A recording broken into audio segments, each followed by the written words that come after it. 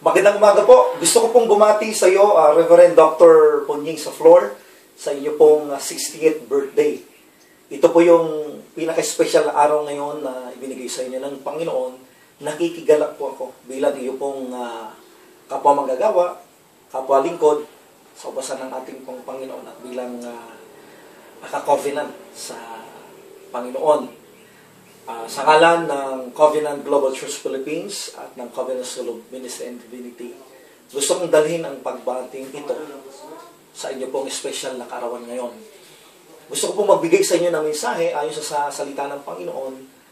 I will never leave you nor forsake you. The Lord is your shepherd. You will never be lacking at all. At ang sabi ng Panginoon, ikaw ay highly favored ng Lord. Sabi niya sa kanyang mga salita, ikaw ay highly anointed, a woman of God. Kaya paniwalaan mo ang pangakong ito ng ating pong Panginoon. So, ang aking pong panalangin, at ito po ay aking pong desire na patuloy na lumago ang iyong paglilingkod at pagkakilala sa Panginoon at patuloy mong maranasan ang pagpapala ng Diyos na lubos-lubos.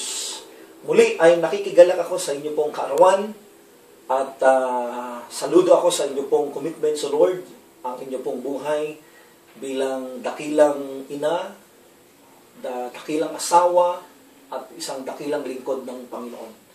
Napakapalad po ninyo sa Diyos sapagkat binigyan kayo ng mga ganitong uring mga katangian, posisyon na ang Diyos lamang, ang ating Panginoon, ang makapagbibigay nito.